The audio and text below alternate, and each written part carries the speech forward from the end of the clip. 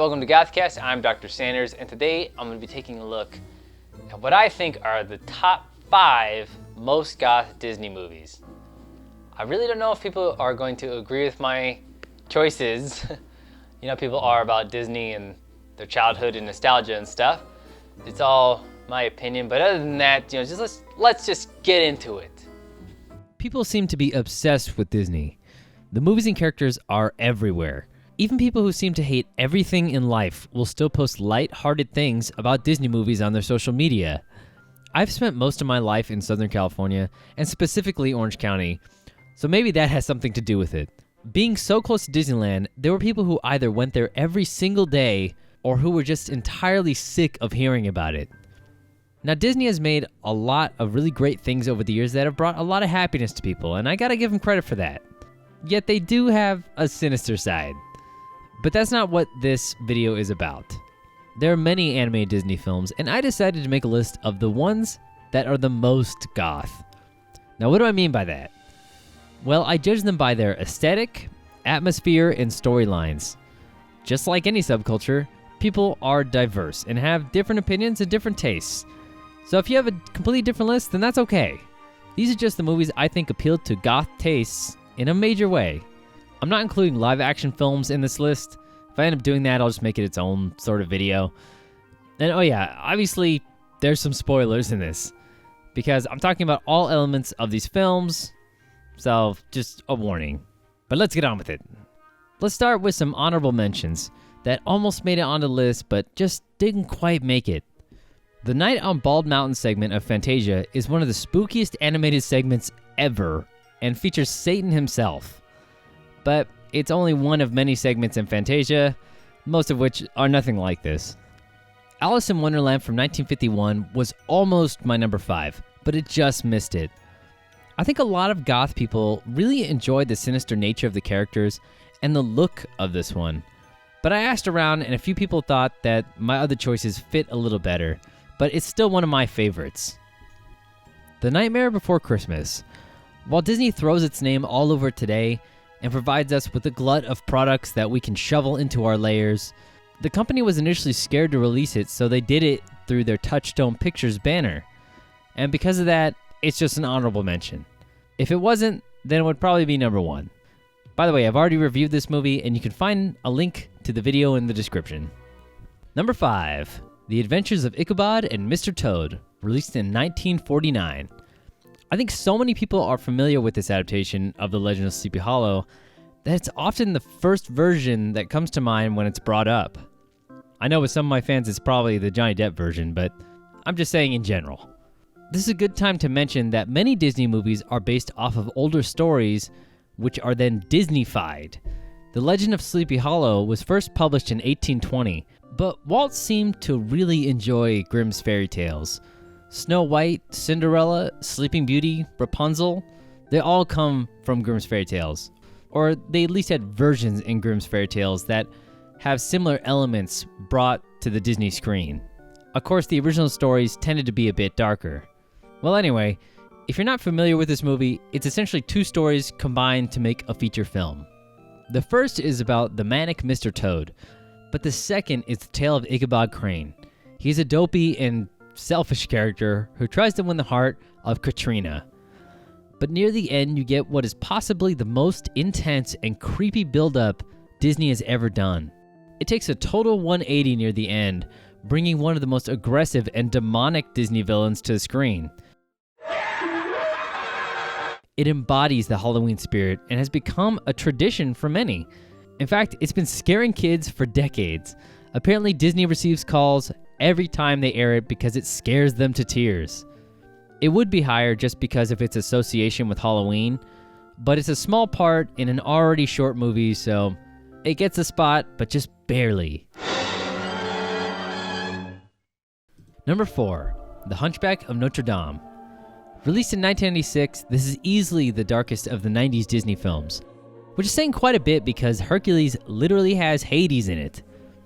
It begins with gypsies fleeing with their baby, but they're both murdered by Judge Frollo.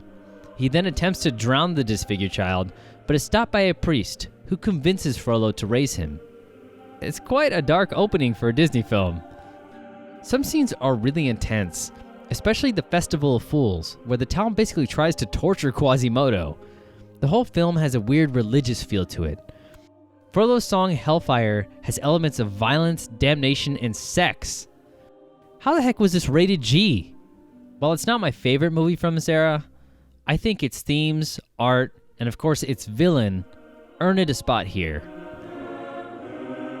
Number 3, Sleeping Beauty. Yes, this is mostly for Maleficent. Sleeping Beauty is a great movie, but the characters of Aurora and Prince Philip have barely anything memorable about them. The film mostly revolves around the 3 fairies that watch over the princess and how they try to thwart Maleficent. It's a really simple story, but the art direction and music are really amazing. I mean, the art is so unique and beautiful. I can't overstate that enough. No other Disney production really mimics it. Maleficent's castle feels like a real place. They totally nailed the mood with this one. Maleficent herself looks pretty much like most goth girls, right? Huh? Anybody? Just turn the makeup white? In fact, there's strong evidence to suggest that Mila Nurmi, more commonly known as Vampira, was used as a live-action reference for the animation. The character is just so sinister, and Eleanor Audley's voice is so expressive. I set my trap for a peasant, and lo, I catch a prince. I really felt quite distressed at not receiving an invitation. You weren't wanted. Not what? Oh dear, what an awkward situation. She even has a pet raven named Diablo. I mean, how much more goth can she be? The story itself isn't anything groundbreaking, and it's one of the most typical fairy tale movies Disney has ever done, but the parts with Maleficent are more than worth it. Plus, the movie's only an hour and 15 minutes long, so it's not a time sink if you decide to watch it. If you want even more Maleficent, then you can watch the great live-action movie that is just solely dedicated to her. I recommend it. Number 2, The Black Cauldron. I bet a lot of you thought this would be number 1, but here it is. It was made in the 1980s when Disney was having somewhat of an identity crisis. It's the first Disney movie to contain no songs, and also the first to get a PG rating. The movie follows the boy Taran and his group of friends as they try to stop the Horned King from raising the dead and conquering the world. That's right, to stop him from raising the dead and conquering the world. The Horned King is such a good villain. He is the embodiment of evil. I imagine him and Maleficent would be best friends. While not everyone is a fan of the swords and sorcery setting, I think it works in this context. The movie isn't perfect, and a lot of people find Gurgi really annoying. Oh, Master, now Gurgi remembers, yes. Disney has infamously tried to forget this movie ever happened, as parents usually complain that it's too scary, and it was also a box office flop. It's well known that footage was cut from the movie for being too gruesome, and it still hasn't been restored. In my opinion, it's worth your time. It's all about the evil atmosphere, and it's quite possibly the grittiest Disney movie ever made. Plus, Tim Burton worked on this movie. Apparently, he hated the production so much that he went on to do his own thing. I hope that worked out for him. My number 1 pick is The Great Mouse Detective from 1986. It's also called The Adventures of the Great Mouse Detective or Basil the Great Mouse Detective in some places. They just couldn't make up their mind. When I started putting this list together, I really thought The Black Cauldron was going to be number 1. But rewatching The Great Mouse Detective, I found so many things that appeal to goths. First off, it takes place entirely at night, and that is so appropriate. It's surprisingly dark for a Disney movie starring mice. There are drunks, characters constantly smoking, a racy cabaret song starring a little white mouse. The film was actually considered too adult for many countries when it was released. But the thing that really shines in this movie is Vincent Price as the villain Ratigan. the man who embodied Edgar Allan Poe and starred in the greatest adaptations of his works ever made. He just absolutely steals the show.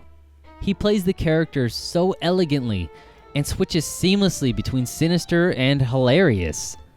And my first as supreme ruler of all Mousedom! I love it when I'm nasty. He flat out murders other characters in this movie, but does it in such a charismatic way that you just love to hate him. But other than Price, the movie has some really creepy parts. I mean, do the toys really need to be this unsettling? Hey look, it's Dumbo. And the opening I can easily see being frightening for children. As an adult, it's even tense. But what about Fidget? The entire character embodies the adorable creepiness that we love. He's a bat with a peg leg. Genius.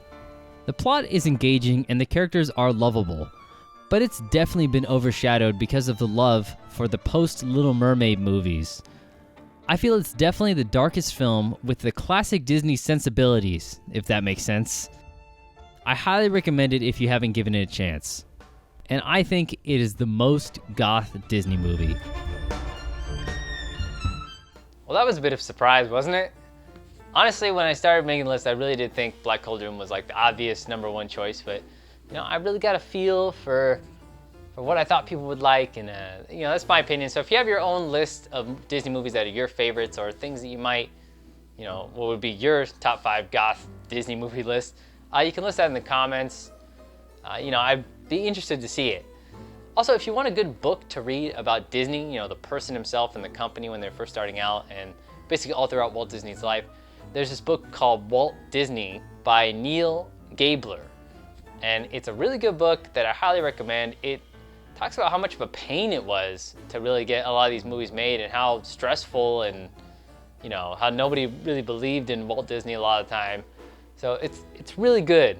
It's very, very dense and packed with a lot of info. So it's not the quickest read, but if you're a Disney fan, I really recommend it. Well, thanks for watching. Of course, you can like, comment, subscribe, and all that stuff. And, maybe I'll do a live action Disney movie list sometime. I don't know when it would be, but I hope you enjoy.